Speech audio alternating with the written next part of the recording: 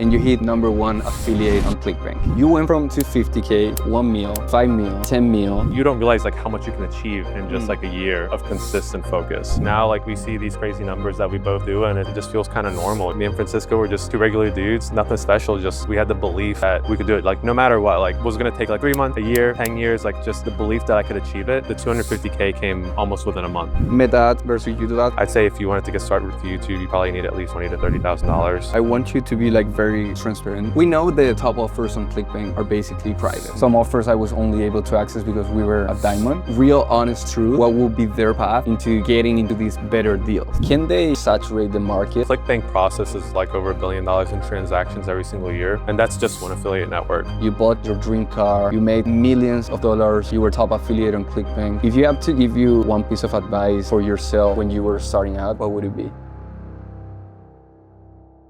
Hola a todos, bienvenidos a un nuevo video. Hoy día vamos a hacer algo bien entretenido porque tenemos a Sebastián Faila acá, que es un súper afiliado que lleva años promocionando productos en ClickBank, en Carpanda, en Buygoods, en prácticamente todas las plataformas posibles. Así que lo tenemos acá y ustedes hicieron sus preguntas en Instagram y vamos a responder las preguntas para que ustedes puedan aprender cómo comenzar, su perspectiva acerca del negocio, inversiones y lo que vaya saliendo ahí también un poquito en el camino y tratando siempre de responder las preguntas que ustedes hicieron y al mismo tiempo generando valor para que ustedes puedan aprender. Así que vamos a partir. Yo tengo las preguntas aquí, las que ustedes hicieron. Se las vamos a hacer a Sebastián, él va a dar su perspectiva, yo voy a dar la mía y vamos todos a aprender. Así que le vamos a poner subtítulos a esto. So, we're going to start. First question. Someone wants to know how long ago Sebastian started in affiliate marketing and how do you guys know each other? So it's more like a broad question. For sure. So I've been doing affiliate marketing full time for the last 6 to 7 years. Got started, tried a little bit of everything, but eventually ended up on affiliate marketing. And me and Francisco went through a couple of the same courses, went to some of the same events, and we met up in Costa Rica for the first time. And ever since then, we've been friends. We've shared a lot of ideas back and forth. We've helped each other a lot. I've helped him. He's helped me a ton. And now we're here in Virginia, little mountain house, little getaway. And yeah, been a good time. 6 years ago then. 6 years, yeah. Yeah, so we were talking that Costa Rica was the first event that we both went. Mm-hmm. And it was ClickBank Platinum was the event that ClickBank hosts for people that makes more than 250K per year. So for me, when I started in affiliate marketing, going to that or getting into that status was like a goal of mine. Like getting to ClickBank Platinum was like the highest recognition of like the status of just being at ClickBank Platinum was very important at that time. I don't know if it was the same for you. Right. Yeah, no. So when I first got into affiliate marketing, hitting that ClickBank Platinum mark and doing 250K in sales in a year was huge for me because I never made that much money before. It was like, it felt so out of reach. But in reality, as soon as I hit that first campaign, the 250K came almost within a month. Mm-hmm. So it's really just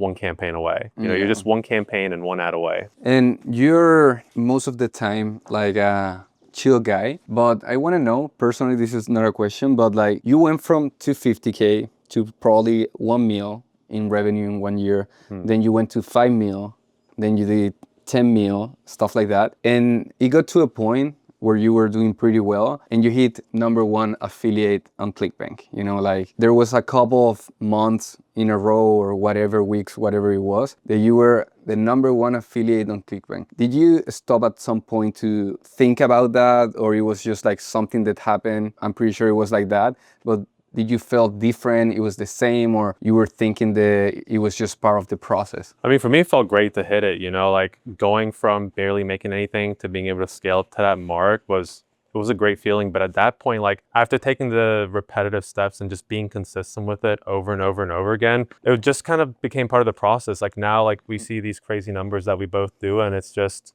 feels kind of normal. You know, it's like you see your dashboard, it's like you did $20,000 or $30,000 in sales. It's just another day at that point. You know, as long as you're like consistent with it, like it just becomes almost normalized. But when you step back for a second and think about it, it's like you've achieved a lot. Like you don't realize like how much you can achieve in just like a year of consistent focus. 100%. That's crazy. #1 affiliate it's huge, you know.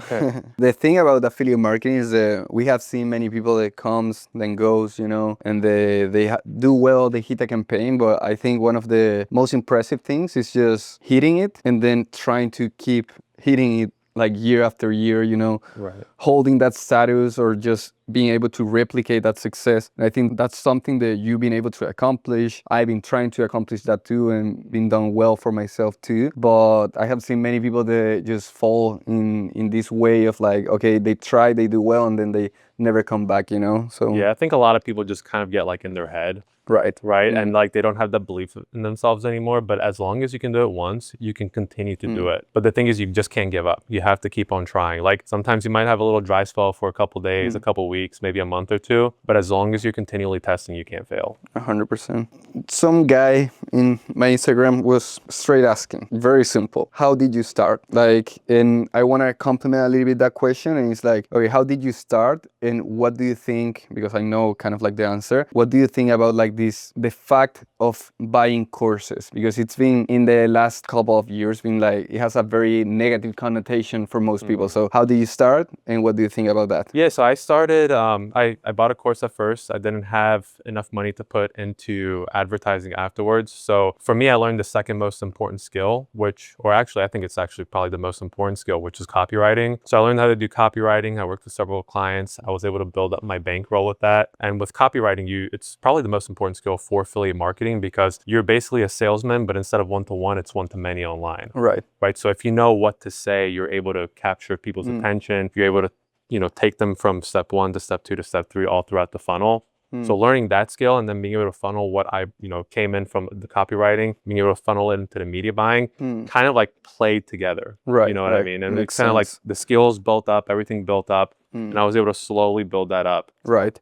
So when we were in your office, you read a lot. You know, you have a bunch of books, you know, and you're saying also that copywriting is very important for people to learn and to implement that skill in their day-by-day life so they can apply that into the media buying or the affiliate marketing game. Do you have like your top 3 books that you would recommend people that are for learning copywriting? And also before you answer that, how important for you think is copywriting for someone who is starting? Like how important is for them to learn that skill? I think it's incredibly important because when I was getting started with affiliate marketing, we didn't have any of the AI tools, right? Like ChatGPT wasn't there, Claude wasn't there. But even then, like even with how good the tools are now, even if you try to tell it, hey, create me a script for whatever it is, it can be for like a lead gen offer, for a neutral offer, it's still only going to get you like 70 to 80% of the way there.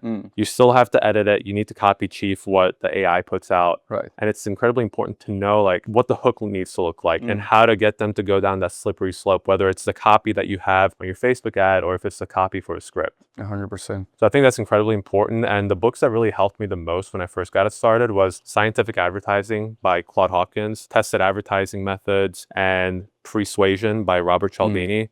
Those are 3 of the best books that I read to get started. They're very beginner friendly. It doesn't go like super, super deep into the copy, but it goes deep into the psychology of humans and like 100%. how certain words affect behavior. And of course, you can use that for negative influence, but the way that we do it, we use it for positive influence to sell products that actually help people. Right. What do you think about like understanding the structure of the videos? Because you have done pretty well and you were one of the first one in promoting shorts on YouTube back in the day. How important is the words that are inside the script? Because I see so many people that just start, they use AI too much and they barely understand what they're doing. So how important is to really understand like the script itself, the structure? Yeah, I mean, every word needs to be intentional, right? Like we were talking about with AI, sometimes there's a lot of filler words. There's a lot of information in there that doesn't need to be in there. You really have to think about, first you have to have a hook. It needs to capture people's attention. Then you have a little bit of a story that goes in, but within that story, you have direct benefits that are going to help the people,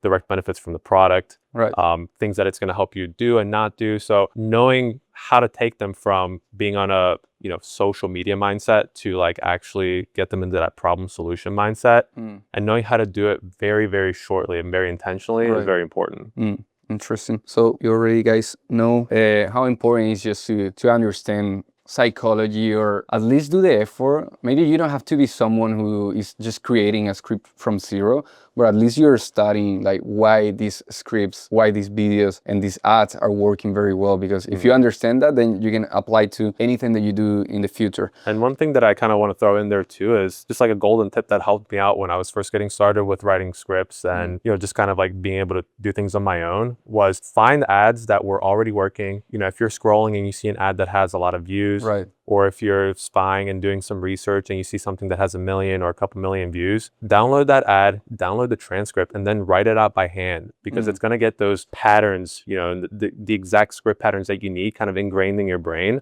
100%. So it's going to be a little bit more second nature for you.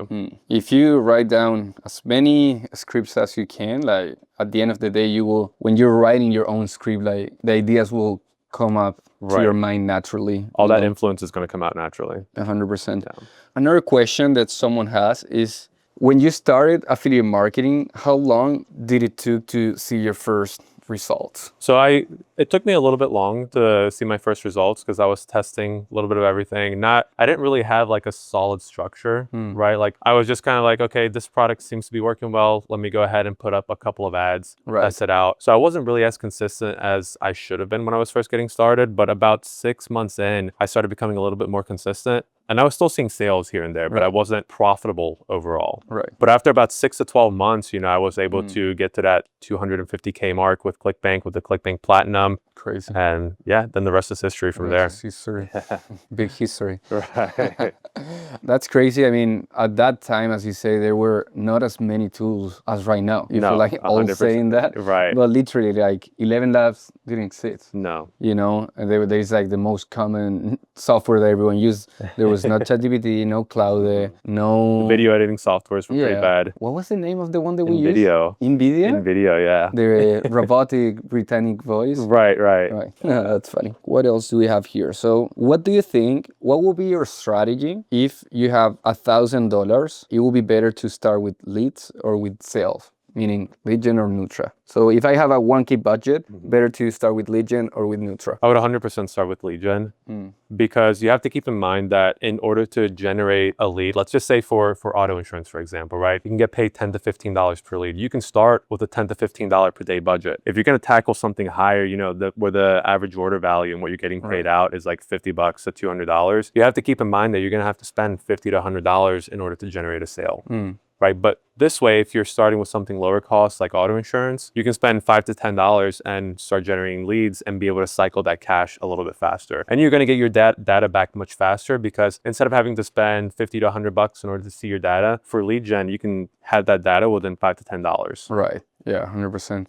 Yeah, I mean, I always say that it's just better. You can make a lot of money with Nutra. It's just like, for sure, it's an amazing vertical. But if someone is starting out like with lower budget and it's the first thing that they're trying, like I just feel that it's just much more friendly and beginner friendly to start investing $10, because if it's like a fun game where you're creating the ads, like doing the progress and making sure that the tracking is working from end to finish, like lead gen is amazing, because you spend a little money, but you still have the fun of like running ads, the excitement of getting your first conversion and all of that. So I think the same. I mean, also, I think even if you have $5,000 or $10,000 to invest in ads, get started with lead gen, because that way you're not going to lose as much money testing, and you're going to get much more experience a lot faster. And then once you understand how the game works, once you understand the script structure, you understand how the media buying works, then go ahead and put it into Nutra, because that's where you can have those bigger months. Right. And it's also the other thing that is very important is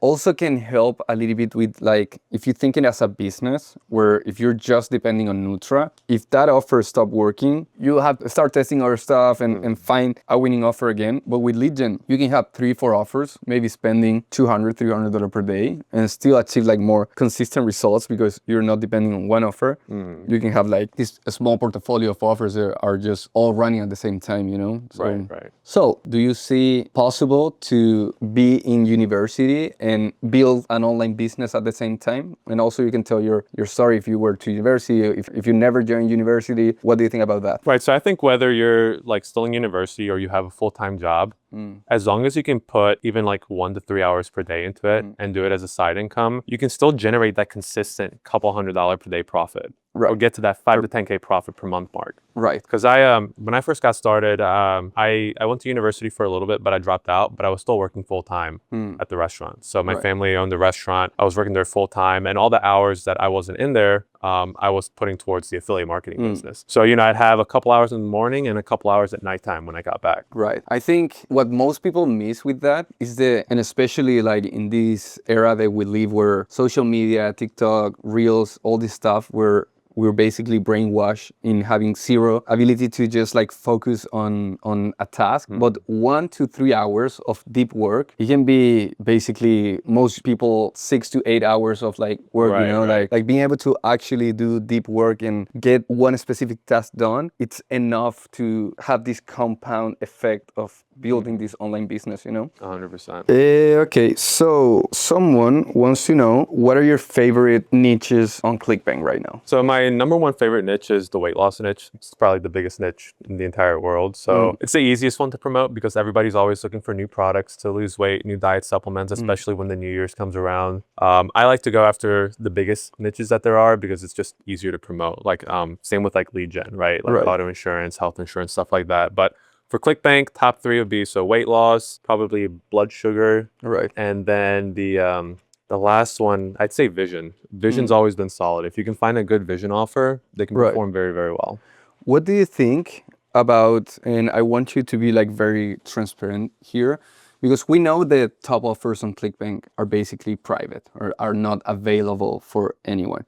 So what do you think about like people that are just starting out, like real honest truth, what will be their path into getting into these better deals? Like I know it's hard, and that's why people that are just starting out, I'm saying like we have this opportunity of like giving access to some offers that we have. But if someone wants to start from zero, like what is the actual path that they need to follow to get to that level of like having access to better offers, better deals, better payout, CPA versus rev share, and all this stuff? So I'd say the first step is to get to ClickBank Platinum and hit that level, right? Hit the 250K mark. So this can either go 2 different ways. So you can either find an offer that's a little bit smaller than say like the top 3 or the top 5, but that still has big potential to do 250K, $1 million, a couple $1 million a year. Right, so smaller niches could be like a prostate niche, or it could be like a women's health type of niche. Just smaller ones that you can kind of like get into the market, take a small percentage of the market and still hit that number. Or find out when offers are going to come out and be one of the first people to promote those offers. Right. Like the bigger ones. Like for weight loss, every couple of months, there's always a new big weight loss offer that comes out. If you can be one of the first people, and by the first people, it doesn't have to be like the first 3 people, like the first 100 people, I'd say, to promote the offer. If you can be one of those people, you can take more of the market share and get yourself to that 250K mark.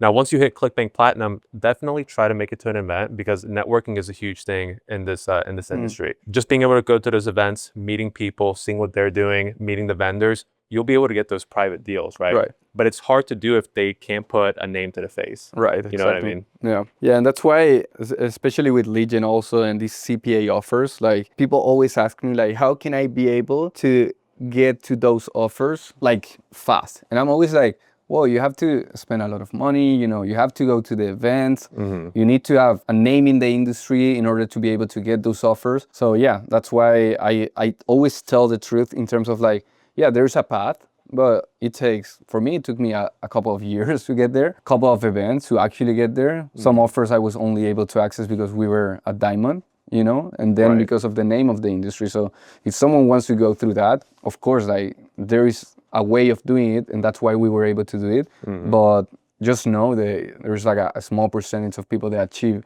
that level of like. For sure. So yeah. This is a question that a lot of people ask, and for me, like, I think they overcomplicate it, but how do you create a good lander? What are the elements of a good lander? So I think the most solid and the most simple landing page that you can do is just a simple bridge page, right? So you have headline, you have an image, you have a little bit of text, then you have a button, and that's it. Yeah. So the 2 most important pieces though for the lander are going to be to have a strong headline.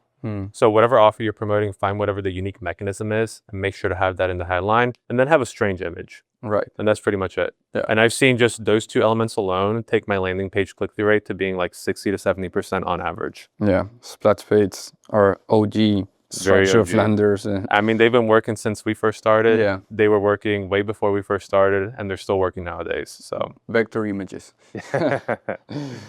So someone wants to know very deeply, but you can keep it like surface level. They're asking what strategy are working best on meta ads for Sebastian right now. So I'd say for me, the one that's always worked the best, and I like to keep things as simple as possible. It's basically just running CBOs and scaling that 1 or 2 CBOs in the account to as high as the account can let me take it. So obviously you're going to start very small when you first get started with an account, but you can build that account up over time and be able to go from spending $50 a day in month 1 and to month 3 be spending $50,000 a day. But just basically just having 1 CBO and just feeding creatives into that CBO via new ad sets. Okay. Amazing. What do you think about, so for people to understand, like we are talking about, of course, affiliate marketing and promoting different offers and get a commission about it. And we can use meta ads and YouTube ads and TikTok ads and Snapchat ads and all these social media platforms. What would you say meta ads versus YouTube ads for someone who's starting? Say meta ads is a lot easier to get started with. You have to have a little bit less budget in order to get started with meta ads. It's also a lot easier to get things approved and rolling with meta ads. YouTube has become a little bit more difficult lately. You definitely need a much bigger budget. I'd say if you wanted to get started with YouTube, you probably need at least $20,000 to $30,000, like comfortably to get started. But with meta ads, like for lead gen, $1,000 is good enough. For Meta, for Nutra, like $3,000 to $10,000 is perfect. So it's definitely a lot easier to test with Meta and be able to scale up a little bit faster. Yeah, 100%. Yeah, I think the same. I mean, like YouTube, it's more like about infrastructure and knowing what to test, you know. Of course, then it will happen that you're going to launch your campaign. We'll try to find that winning ad. We both started, I think you also, like when we actually hit like those big results were with YouTube, right? Yourself too? Right. And it was much easier like 4 or 5 years ago. But now if you even put the word just health in there, just health, they will flag the ad. So you have to be like very creative with the copy. You have to figure out ways like around the algorithm. And I'd rather just be able to put an ad up and run rather than have to like figure out a different way to say health or get healthier. Right. So for me, Meta is definitely the way to go. 100%. And as I say, like for example, if it's lead gen and if you do, the offer pays you $10, let's say you want to start like $15, $20, $30 per day, then you will have to wait the amount of days that the network is paying you.